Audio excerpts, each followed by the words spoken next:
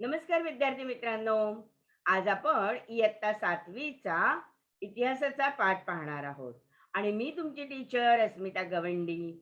माझी शाळा क.दा. गायकवाड मनपा मराठी शाळा. विद्यार्थी मित्रांनो, आजचा आपला विषय आहे इतिहास आणि इयत्ता 7वीचा इतिहास म्हणजे मध्ययुगीन भारताचा इतिहास. आज आपण मराठ्यांचा स्वातंत्र्य संग्राम भाग 3 पाहणार आहोत. मराठ्यांचा स्वातंत्र्य संग्राम यामध्ये 3 महत्वाच्या नेत्यांचं कार्य जे आहे ते खूप महत्वाचं आहे. कोण कोण आहेत ते?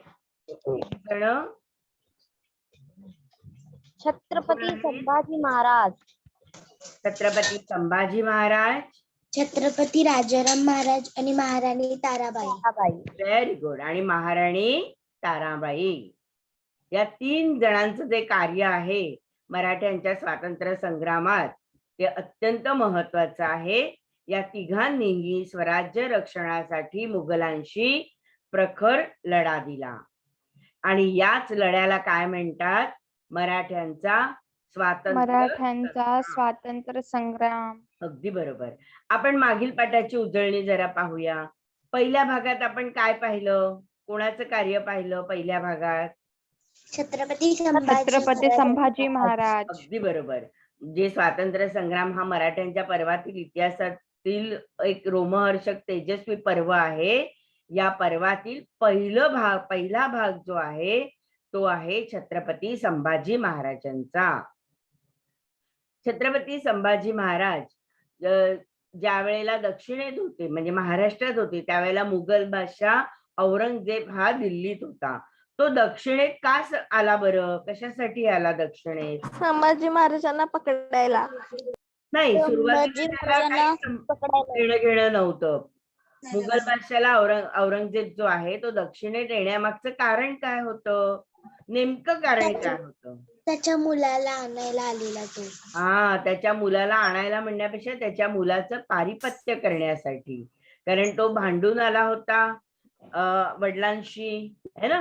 वडिलांशी त्याचा संघर्ष झाला होता. कोणाचा? औरंगजेबचा आणि त्याच्या मुलाचा. त्याच्या मुलाचं नाव काय आहे? अकबर. आणि ह्या अकबराचं पारिपत्य करण्यासाठी म्हणजे त्याला शह देण्यासाठी, त्याला हरवण्यासाठी 1682 मध्ये औरंगजेब दक्षिणेत आला. आणि त्याच वेळेला अकबर जो आहे हा कुणाला येऊन भेटला होता? संभाजी महाराजांना येऊन भेटला होता. आणि ज्या वेळेला औरंगजेब दक्षिणेत आला त्यावेळेला त्याला असं वाटलं होतं शिवाजी महाराजांच्या मृत्यूनंतर संपूर्ण हिंदुस्थानचा राजा कोण होणार? मी होणार. काबूल पासून कन्याकुमारी मी घेणार असं त्याला वाटलं होतं. मग काय झालं बरं? त्याचं हे स्वप्न साकार झालं का? नाही. का नाही? कारण संभाजी महाराज खूप बुद्धिमान होते आणि खूप शक्तिशाली होते आणि त्यांच्या डोक्यात जी बुद्धी येत होती त्यामुळे त्यांना पूर्ण राज्य म्हणजे मोगलांना पूर्ण राज्य घेता नाही. त्यांनी स्वतः अगदी शूरपणाने स्वराज्य काय केलेलं? सगळीकडे आपलं वर्चस्व दाखवून दिलं होतं. त्यामुळे मग औरंगजेबची काय परिस्थिती झाली? औरंगजेबची परिस्थिती काय झाली? औरंगजेब चिडला. अगदी त्याने हे पागोटं सुद्धा खाली टाकून दिलं आणि सांगितलं, जोपर्यंत मी संभाजी महाराजांना ठार करणार नाही तोपर्यंत मी माझ्या डोक्यावरती हे पागोटे घालणार नाही, अशी प्रतिज्ञा त्यांनी केली. म्हणजे इतका औरंगजेब चिडला होता आणि संभाजी महाराजांना पकडण्यासाठी तो त्यांच्या पाठीमागेच लागला होता. आता संभाजी महाराजांनी जंजिऱ्याची मोहीम अर्धवट का सोडली होती? पटापट सांगा. आता ही सगळे प्रश्न तुम्हाला माहिती आहे. कारण त्याच वेळी मुघलांचे सैन्य स्वराज्यावर चालून आले होते, त्यामुळे अगदी बरोबर. जंजिऱ्याच्या मोहिमेच्या वेळेला मुघलांचे सैन्य स्वराज्यावर चालून आले होते, म्हणून संभाजी महाराजांना मागे फिरावं लागलं. संभाजी महाराजांनी पोर्तुगीजांना धडा शिकवण्याचे का ठरवले? कारण पोर्तुगीजांनी मुघलांची हात मिळवणी पोर्तुगीजांनी संभाजी महाराजांच्या विरुद्ध बादशाहाशी हात मिळवणी केली होती. पोर्तुगीजांनी संभाजी महाराजांच्या विरुद्ध बादशाहाशी हात मिळवणी केली होती. औरंगजेबाने आपला मोर्चा आदिलशाही आणि कुतुबशाहीकडे का वळवला? कारण औरंगजेबाला मराठ्यांविरुद्धच्या मोहिमेत यश येत नव्हते, त्यामुळे त्यांनी ती मोहीम स्थगित केली आणि आपला मोर्चा औरंगजेबाने आदिलशाह व कुतुबशाहीकडे वळवला. अगदी बरोबर. खूप सुंदर. व्यवस्थित तुम्हाला पाठ समजला आहे ना? आणि मराठ्यांचा पाडाव करण्याने बादशाने आपली सर्व शक्ती काय केली? केंद्रित केली. आता छत्रपती संभाजी महाराजांचा मृत्यू कधी झाला? छत्रपती संभाजी महाराजांचा मृत्यू 11 मार्च 1689 रोजी झाला. 1689 रोजी झाला. अगदी बरोबर. 11 मार्च 1689 रोजी झाला. छत्रपती संभाजी महाराजांच्या मृत्यूनंतर औरंगजेबला स्वराज्य मिळाले का? नाही, कारण राजाराम राजे होते. राजाराम महाराज होते. बरोबर. मग संभाजी महाराजांनंतर मुघलांशी तिकराचा लढा देण्यासाठी मराठे सज्ज का झाले?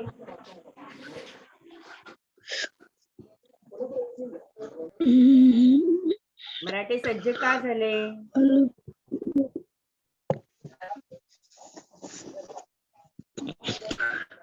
मॅडम काय? संभाजी महाराजांच्या मृत्यू झाला की नाही, त्यांच्यानंतर मराठे सगळे सज्ज झाले. का झाले सज्ज?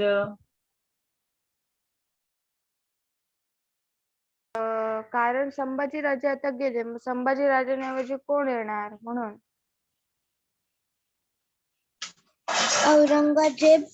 औरंगजेबाने अत्यंत मॅडम तुमचा आवाज संभाजी महाराजांची हत्या केल्याने मराठे सज्जतीने पेटून उठले. बरोबर.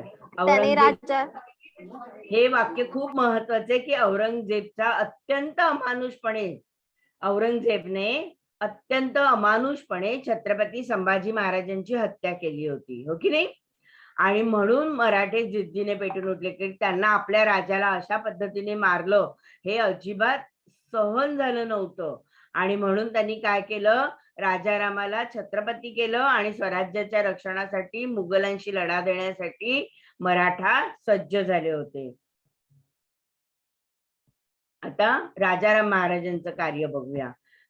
छत्रपती संभाजी महाराजांनंतर छत्रपती राजाराम महाराज स्वराज्य रक्षणासाठी सज्ज झाले आणि ते रायगडावरती होते. बरोबर. जुल्फिकार कशासाठी आला होता महाराष्ट्रात? त्याचं काय काम होतं इथे? त्यालाही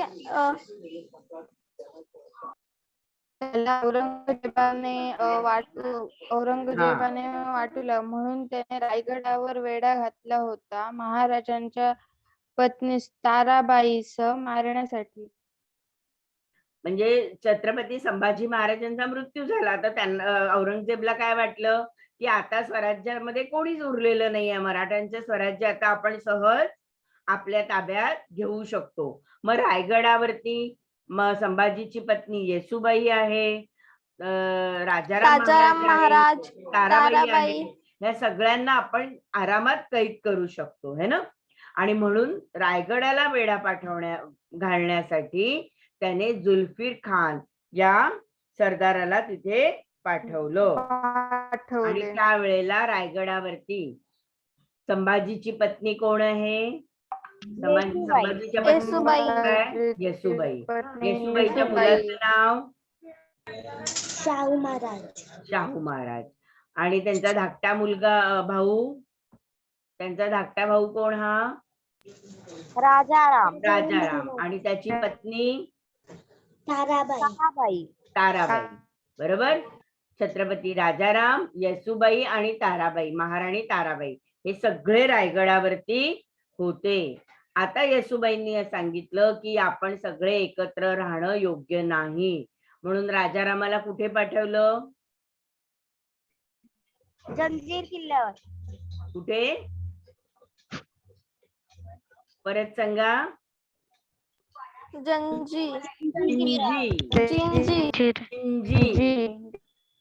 राजाराम महाराज 5 एप्रिल 1689 रोजी जिंजीला निघाले. बघा, 11 मार्चला संभाजी महाराजांचा मृत्यू झाला.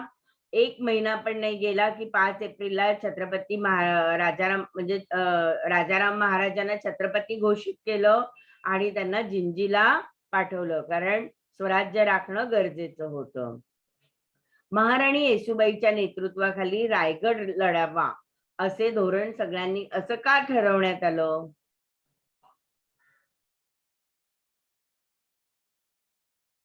महाराणी येसूबाईच्या नेतृत्वाखाली रायगड लढवावा असे धोरण का ठरवण्यात आले?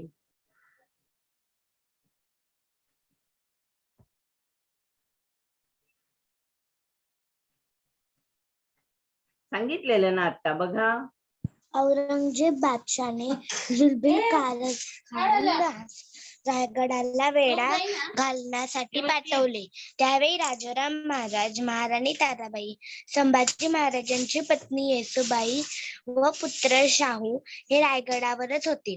या सर्वांनी एकाच ठिकाणी राहणे धोक्याचे होते, म्हणून राजाराम महाराजांनी रायगडाच्या वेढ्यातून बाहेर पडावे व महाराणी येसूबाईंच्या नेतृत्वाखाली रायगड लढवावा असे धोरण ठरवण्यात आले. कारण काय होतं की तिघांनीही एकत्र राहणं धोक्याचं आहे, आणि एक जण बाहेर असेल तर एक जण आत असेल आणि पकडला जाईल, त्याला दुसऱ्याचं मदत मिळू शकते.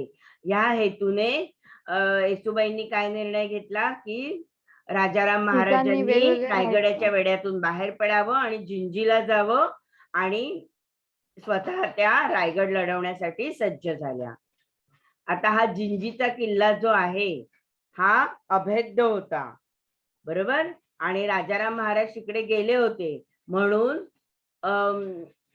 औरंगजेबने काय केलं, जिंजीच्या किल्ल्याला सुद्धा वेढा घातला. बघा, आणि जिंजीला जाताना राजाराम महाराजांबरोबर कोण कोण होतं? खंडोबल्ला, आणखीन प्रल्हाद निराजी आणि रूपाजी भोसले. मॅडम मी सांगते, प्रल्हाद निराजी, खंडोबल्ला, रूपाजी भोसले इत्यादी लोक होते, विश्वासू लोक. इत्यादी विश्वासू लोक महाराजांच्या सोबत होते. आणि मुघलांनी रायगड केव्हा ताब्यात घेतला? मुघलांनी रायगड 1689 रोजी. महिना कोणता होता?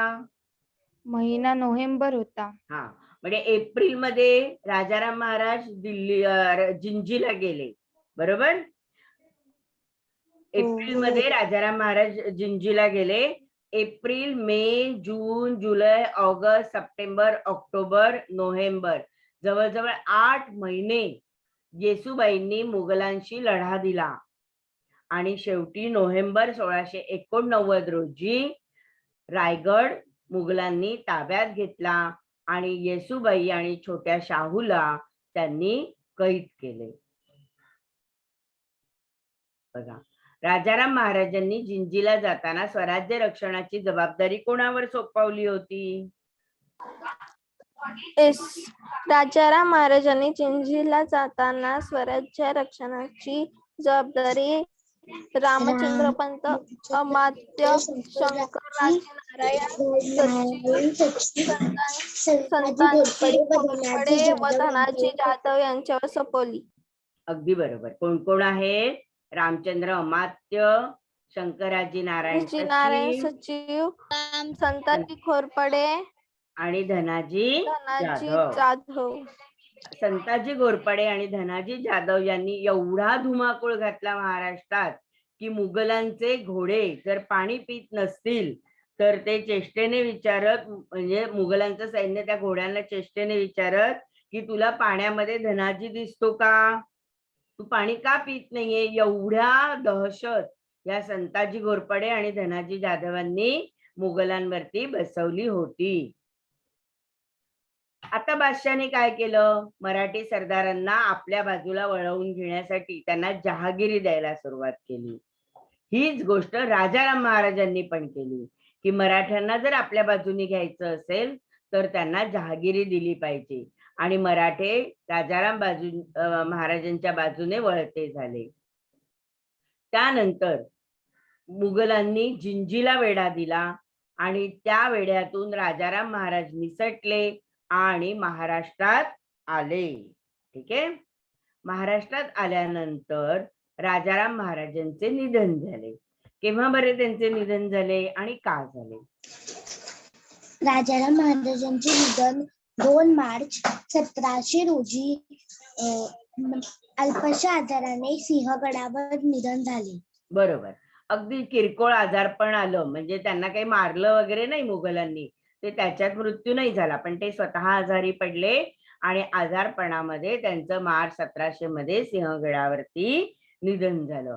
राजारामांचा मृत्यू झाल्यानंतर आता मात्र स्वराज्याला कुणीच वाली नाही असं औरंगजेबला वाटू लागलं आणि आता आपण स्वराज्य सहज ताब्यात मिळवू असं स्वप्न त्याचं आता स्वप्न थोड्याच दिवसात साकार होईल असं वाटलं होतं. पण मराठ्यांची महाराणी ताराबाई हिनी काय केलं? औरंगजेबचं हे स्वप्न आहे ते धुळीस मिळवलं, ते साकार होऊ दिलं नाही, है ना? हा. संभाजी महाराज नंतर राजाराम महाराजांनी 11 वर्षे स्वराज्य लढवले. हा, पण आणि राजारामानंतर महाराणी ताराबाईंनी जवळजवळ 7 वर्ष स्वराज्य रक्षण केलं होतं. तर आता छत्रपती राजाराम महाराजांच्या मृत्यूनंतर त्यांची पत्नी जी आहे ती महाराणी ताराबाईंनी स्वराज्याचं रक्षण केलं. आता आपण महाराणी ताराबाईंची गोष्ट ऐकूया. हा, आता तिसऱ्या आहेत मराठ्यांच्या स्वातंत्र्य संग्रामातल्या तिसऱ्या नेत्या होत्या महाराणी ताराबाई.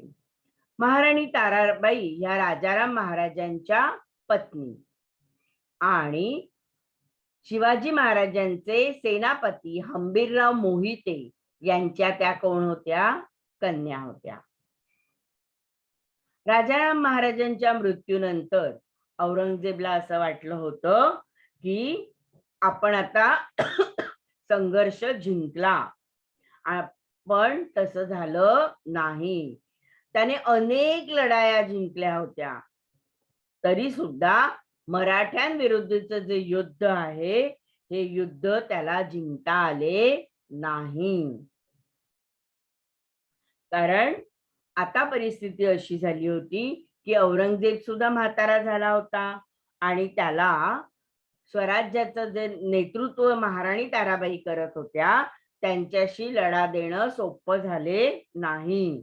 अत्यंत विपरीत परिस्थिती. स्वराज्याचं नेतृत्व करण्यास राजाराम महाराजांच्या कर्तबगार पत्नी महाराणी ताराबाई ह्या पुढे आल्या आणि त्यांनी काय केलं? औरंगजेबशी निकराचा लढा दिला. मुघल इतिहासकार जो आहे त्याचं नाव आहे काफी खान आणि हा काफी खान महाराणी ताराबाईचं वर्णन करताना म्हणतो की ती ताराबाई बुद्धिमान आणि शहाणी होती. सैन्याची व्यवस्था आणि राज्यकारभार या बाबतीत नवऱ्याच्या हयातीतच तिचा मोठा लौकिक होता, असं मुघल इतिहासकार याने महाराणी ताराबाई बद्दल लिहिलेलं आहे.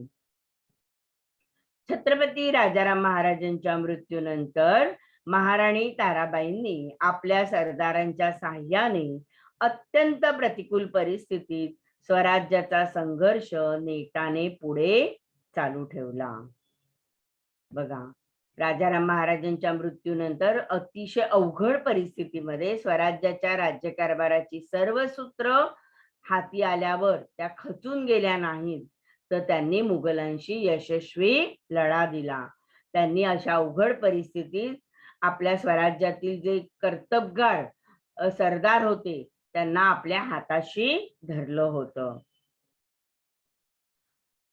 त्याच वेळेला औरंगजेब बादशाने काय केलं, तर औरंगजेब बादशाने मराठ्यांच्या सातारा, पन्हाळा ही जी मराठ्यांची ठिकाणं होती ही जिंकून घेतली.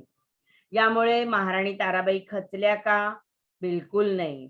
लगेचच महाराष्ट्राबाहेर जे होते मराठ्यांचे सरदार त्यांनी काय केलं, तर मराठ्यांनी मुघलांचा जो प्रदेश होता मध्य प्रदेश, गुजरात या प्रदेशावरती धडक मारली आणि मराठ्यांनी मुघलांच्या ताब्यातील मध्य प्रदेश, गुजरात हा प्रदेश आपल्या ताब्यात घेतला. अशा तऱ्हेने महाराणी ताराबाईंचा आत्मविश्वास आता काय झाला, वाढला. त्यांच्या बरोबर कोण कोण होते, तर कृष्णाजी सावंत, कृष्णाजी खंडेराव जाधव दाभाडे, आणि नेमाजी जाधव, नेमाजी शिंदे हे सगळे जण जे होते ते महाराष्ट्राच्या बाहेर राहून है ना मुघलांविरुद्ध संघर्ष करू लागले होते. खंडेराव दाभाडे जे आहे, हे खंडेराव दाभाडे कुठे होते त्यावेळेला? गुजरात होते. त्यांनी गुजरात जिंकून घेतलं. आणि नेमाजी शिंदे आहेत, हे नेमाजी शिंदे कुठे होते? मध्य प्रदेश मध्ये होते. आणि त्यांनी हे नर्मदा नदी जवळचा मध्य प्रदेशचा जो भाग आहे हा आपल्या ताब्यात मिळवला होता. जो मुघलांचं ठाणं तिथे होतं त्याच्यावरती त्यांनी विजय मिळवला होता. आता यामुळे काय झाले, तर युद्धाचं पारडं जे आहे ते मराठ्यांच्या बाजूने झुकत गेलं. मराठी विजयी होत गेले आणि मुघलांचं धैर्य खचत गेलं, घाबरले. कारण मराठी काय करतात, आपला महाराष्ट्र वाचवायचं सोडून आता आपल्या ताब्यात जे प्रदेश आहेत त्याच्यावर हल्ले करतायत.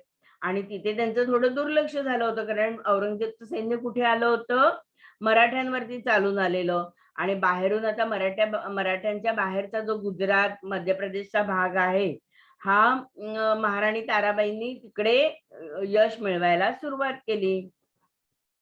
जवळजवळ 7 वर्ष, इसवी सन 1700 मध्ये राजारामांचा मृत्यू झाला तेव्हापासून इसवी सन 1707 पर्यंत, कारण इसवी सन 1707 ला औरंगजेबचा मृत्यू झाला, अशी 7 वर्ष ताराबाईंनी संघर्ष केला आणि स्वतःचं मराठ्यांचं राज्य जे आहे ते राखलं. सगळा कारभार एक हाती घेऊन सरदारांना स्वराज्य कार्याला जोडून घेतलं. बघा, त्यांनी काय केलं, मंदसौर, सिरोंज, माळवा आणि मध्य प्रदेश, हे मध्य प्रदेश जवळचे भाग आहेत की नाही, इथपर्यंत मराठी सैन्य मुघलांविरुद्ध लढू लागले. आणि हा सगळा भाग त्यांनी काय केला, आपल्या हाती घेतला. त्यावेळेला मुघलांचा एक इतिहासकार आहे, नाव काय त्या इतिहासकाराचं सांगा? मुघलांचा इतिहासकाराचं नाव काय सांगितलेलं मी? काफी खान. काफी खान. काफी खान काय लिहितो, तर राजारामाची बायको ताराबाई हिने विलक्षण धामधूम उडवली.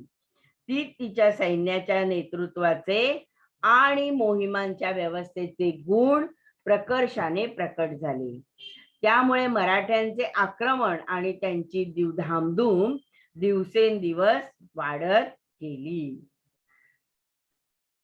छत्रपती शिवाजी महाराजांच्या काळामध्ये शिवभारतकार परमानंद यांचा मुलगा होता, ज्यांनी शिवभारत लिहिलं. छत्रपती शिवाजी महाराजांचं, कवी परमानंद, त्यांचा मुलगा होता देवदत्त. हा देवदत्त महाराणी ताराबाईंबद्दल काय बरं म्हणतो? तो असं म्हणतो की ताराबाई रामराणी भद्रकाली कोपली, दिल्ली झाली दीनवाणी, दिल्लीशाचे गेले पाणी, रामराणी भद्रकाली रणरंगी क्रुद्र झाली, प्रयत्नाची वेळ आली मुघल हो सांभाळा. काय म्हणतोय तो कवी देवदत्त? की ताराबाई रामराणी जी आहे, म्हणजे राजारामाची पत्नी ताराबाई, ही भद्रकाली कोपली, म्हणजे तिने दुर्गा अवतार धारण केला. भद्रकाली देवी म्हणजे काय? काली मातेचा अवतार. काली माता माहितीये की नाही तुम्हाला? तर त्या काली मातेसारखा राक्षसांचा वध करण्यासाठी ती ताराबाई रामराणी जी आहे ती सज्ज झाली आहे. आणि त्यामुळे दिल्ली कशी झाली? दीनवाणी झाली, गरीब झाली, कोमेजून गेली. दिल्लीच्या बादशाला काहीच हालचाल करता आली नाही. दिल्लीशाचे गेले पाणी, त्यामुळे दिल्लीचे आपलं पाणी दाखवत होती. दिल्लीशा म्हणजे कोण? औरंगजेब बादशाह, जो सर्वत्र धुमाकूळ माजवत होता, मराठ्यांचं नामोहरण करत होता. त्याचं पाणीच निघून गेलं, त्याच्या अंगात काही ताकदच राहिली नाही. का? कारण रामराणी भद्रकाली, रामराणी कोण? ताराबाई जी आहे, तिने भद्रकालीचं रूप घेतलं आणि रणरंगी क्रुद्र झाली, म्हणजे रणांगणामध्ये लढण्यासाठी सज्ज झाली. प्रयत्नांची वेळ आली. आता मुघलांनो स्वतःला सांभाळा, स्वतःचीच काळजी घ्या, असं कवी देवदत्त यांनी रामराणी ताराबाईंचं वर्णन करताना असे शब्द वापरले आहेत की तिचं इतकं, तिला दुर्गा मातेचं, भद्रकालीचं काय केलंय? उपमा दिलेली आहे. आता औरंगजेबाने काय केलं? त्याचं जे स्वप्न होतं स्वराज्यावरती चालून यायचं, हे काही औरंगजेबचं स्वप्न ताराबाईंनी साकार होऊ दिलं नाही. त्यामुळे स्वराज्याचं स्वप्न त्याला पूर्ण करता आले नाही. अनेक वेळा महाराष्ट्रावरती मराठ्यांच्या विरुद्ध औरंगजेबने काय केलं? लढाया, आक्रमण केलं. पण मराठे सुद्धा तेवढे सज्ज होते आणि मराठ्यांच्या आक्रमक चढायांमुळे औरंगजेब निराश आणि हताश झाला. त्याला काही महाराष्ट्र आपल्या ताब्यात घेता आला नाही. त्यांना मराठ्यांचा पाडावही करता आला नाही आणि मुघलांना हे काही जमले नाही, मराठ्यांचा पाडाव करणे आणि मराठ्यांना पराभूत करणे औरंगजेबला अखेरपर्यंत जमले नाही. आणि 1707 मध्ये अहमदनगर येथे औरंगजेब बादशाहचा मृत्यू 1707 मध्ये झाला. कधी झाला? 1707 मध्ये. कुठे? अहमदनगर मध्ये. कारण तो महाराष्ट्रातच आला होता, त्याला दिल्लीत परत जाताही आलं नाही आणि त्याचा मृत्यू 1707 मध्ये झाला. मराठ्यांचा हा स्वातंत्र्य संग्राम म्हणजे शिवाजी महाराजांपासून सुरू झालेला आहे ना. आणि औरंगजेबने जे स्वप्न बघितलं होतं की शिवाजी महाराजांच्या मृत्यूनंतर मराठ्यांचं स्वराज्य आपल्या ताब्यात येईल, ते काही औरंगजेबचं स्वप्न साकार होऊ शकलं नाही. कारण त्यासाठी सज्ज होते छत्रपती संभाजी महाराज, छत्रपती राजाराम महाराज आणि महाराणी ताराबाई. यांनी काय केलं तर मुघल सत्ताधीश ज्यांची साम्राज्याची लालसा आणि हाव होती, त्यांना मराठा आणि मराठ्यांमध्ये काय होतं तर स्वातंत्र्याची इच्छा व आकांक्षा होती. यामध्ये जे युद्ध होतं, मुघलांमध्ये असलेली लालसा आणि हाव आणि मराठ्यांची स्वातंत्र्याची इच्छा आणि आकांक्षा, याच्यामधला तो लढा होता आणि हा मराठ्यांचा स्वातंत्र्य संग्राम होता. तर मुघल सत्ताधीशांची साम्राज्याची लालसा आणि मराठी जनतेची स्वातंत्र्याची आकांक्षा यांच्यातील हा लढा म्हणजे मराठ्यांचा स्वातंत्र्य संग्राम. आणि म्हणूनच तो मराठ्यांच्या इतिहासातील एक रोमहर्षक आणि तेजस्वी पर्व होय. विद्यार्थी मित्रांनो, आज आपण हा पाठ पूर्ण करत आहोत. पण पाठ संपलेला नाही, लक्षात घ्या. अजून तुम्हाला मी थोडी गोष्ट सांगणार आहे, आणि ही गोष्ट म्हणजे या लढ्यामध्ये, म्हणजे मराठा आणि मुघल या लढ्यामध्ये विजय कोणाचा झाला होता? तर मराठ्यांचा विजय झाला होता. मराठ्यांना नंतर यापुढे जाऊन दिल्ली जी आहे ही सुद्धा आपल्या नियंत्रणाखाली ठेवली होती. म्हणजे मराठे दिल्लीपर्यंत आपलं साम्राज्य घेऊन गेले होते. ही गोष्ट आपण पुढे पाहणार आहोत. विद्यार्थी मित्रांनो, लक्षात घ्या, महाराजांच्या शूर वारसदारांनी संपूर्ण जो हिंदुस्थान आहे हा आपल्या वर्चस्वाखाली आणला होता. आपल्याला महाराजांची जी वंशावळ आहे, भोसले घराण्यांची वंशावळ, ती आता माहित करून घ्यायची आहे. भोसले घराण्यांची वंशावळ आपण मालोजी राजांपासून सुरू करूया. मालोजी राजे यांचे पुत्र कोण? सांगा बरं. शहाजीराजे. शहाजी राजे. मालोजी राजांचे पुत्र आहे शहाजी राजे. आता नीट लक्षात घ्या हा, त्यांची मुलं कोण कोण आहेत. शहाजी राजांना किती मुलं होती? तीन मुलं. तीन मुलं होती. शहाजी राजांना तीन मुलं होती. कोण? शिवाजी राजे, संभाजी राजे आणि राजाराम राजे. शिवाजी महाराज आणि नाही नाही नाही नाही, नीट लक्षपूर्वक. राजाराम महाराज शहाजी राजांचे. संभाजी राजे, हा, राजाराम राजे, संभाजीराजे, छत्रपती शिवाजी महाराज आणि व्यंकोजी. हा, संभाजी महाराज जे आहेत हे शहाजी राजांचे थोरले पुत्र होते, जे बंगळूरलाच होते, कर्नाटक प्रांतात होते, आणि तिथे ते मारले गेले. शिवाजी महाराजांचे मोठे बंधू होते. नंतर छत्रपती शिवाजी महाराज जे पुण्यात आले आपल्या आईसोबत, आणि पुण्याची जहागिरी सांभाळतानाच त्यांनी पुण्यामध्ये स्वराज्य साकारलं होतं. स्वराज्याची स्थापना शिवाजी महाराजांनी केली. शहाजी राजांचे तिसरे पुत्र होते व्यंकोजी महाराज. व्यंकोजी हे छत्रपती शिवाजी महाराजांचे सावत्र बंधू होते. ते दक्षिणेत होते, बरोबर. आणि छत्रपती शिवाजी महाराजांचे थोरले बंधू, सख्खे भाऊ होते संभाजी महाराज, बरोबर.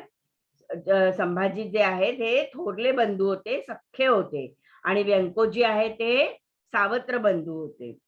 आता संभाजी जे आहे शिवाजी महाराजांचे थोरले बंधू, यांचा मृत्यू झाला, आणि त्यांचा मृत्यू झाल्यावर छत्रपती शिवाजी महाराजांनी आपल्या मुलाचे नाव पण संभाजी ठेवले होते. तर आता शहाजी राजांचा जो मुख्य मुलगा आहे शिवाजी महाराज, ज्यांनी स्वराज्याची स्थापना केली, आता आपण त्यांची कारकीर्द बघूया. त्यांची मुलं कोण कोण होती शिवाजी महाराजांची? संभाजी, राजाराम राजे, संभाजी महाराज आणि राजाराम महाराज. हा, संभाजी महाराज आणि राजाराम महाराज. छत्रपती शिवाजी महाराजांच्या 8 पत्नी होत्या. किती पत्नी होत्या? 8. त्यातली सईबाई जी आहे, सईबाई, सईबाईचा मुलगा होता संभाजी, छत्रपती संभाजी, आणि सोयराबाईंच्या मुलाचं नाव होतं राजाराम राजे. ठीक आहे, एवढी गोष्ट लक्षात आली. आता शिवाजीच्या नंतर काम कोणाचं सुरू झालं? पहिलं छत्रपती कोण बनले? संभाजी महाराज. छत्रपती संभाजी महाराज. संभाजी महाराजांचा मुलगा कोण? शाहू छत्रपती शाहू महाराज. त्याची आई कोण? सईबाई. येसुबाई. आई कोण? येसुबाई. शाहू महाराजांची आई कोण? येसुबाई. संभाजी महाराजांची पत्नी येसुबाई. आणि राजाराम महाराजांच्या पत्नी 2 पत्नी होत्या. राजाराम महाराजांना किती पत्नी होत्या? 2 पत्नी. पहिली होती राजसबाई. पहिली होती राजसबाई. पहिली पत्नी होती राजसबाई, आणि दुसरी पत्नी होती महाराणी ताराबाई. राजसबाईचं कर्तृत्व इतकं काही नाहीये. त्यांच्या मुलाचं नाव होतं छत्रपती संभाजी. बघा, राजाराम महाराजांच्या 2 पत्नी राजसबाई आणि ताराबाई. ताराबाई. त्यातील ताराबाई राजसबाईच्या मुलाचं नाव पण काय ठेवलं त्यांनी? संभाजी राजे. संभाजी. तिसरा संभाजी. हा कितवा संभाजी झाला? तिसरा संभाजी. आलं लक्षात? पहिला शिवाजी महाराजांचा भाऊ, दुसरा शिवाजी महाराजांचा मुलगा आणि तिसरा शिवाजी महाराजांचा नातू. नातवाचं नाव पण त्यांनी काय ठेवलं? राजसबाईंनी आपल्या मुलाचं नाव संभाजी. महाराणी ताराबाईंनी आपल्या मुलाचं नाव काय ठेवलं? शिवाजी. छत्रपती शिवाजी. दुसरा शिवाजी. आता तुमचं गोंधळ उडणार नाही की नाही? बघा, छत्रपती संभाजी महाराजांचं, शाहू महाराजांचे जे वडील आहेत छत्रपती संभाजी महाराज, त्यांचं कर्तृत्व खूप मोठं होतं. संभाजी महाराजांचे वडील जे आहेत शिवाजीराजे, त्यांनी स्वराज्याची स्थापना केली होती. आता ही पुढची पिढी आहे. राजाराम महाराजांची पत्नी जी आहे तिचं कार्य खूप मोठं होतं. आता या तिघांपैकी कोण राजा होणार? शाहू महाराज. खरं कोणी व्हायला हवं? काय वाटतं तुम्हाला? शिवाजी. खरं व्हायला हवं संभाजी महाराज, कारण ते मोठे आहेत. ते मोठे आहेत. पण शाहू महाराज कुठे होते?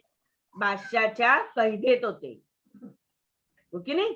बादशाहच्या कैदेत होते. त्यामुळे बाहेर महाराणी ताराबाईंनी स्वराज्य राखलं होतं, पण तिचा मुलगा खूप लहान होता. आणि त्याच वेळेला मुघलांना असं वाटलं, मुघलांचा औरंगजेबचा मृत्यू झाला, पण औरंगजेबच्या मृत्यूनंतर औरंगजेबची मुलं भांडण करायला लागली, मी राजा होणार.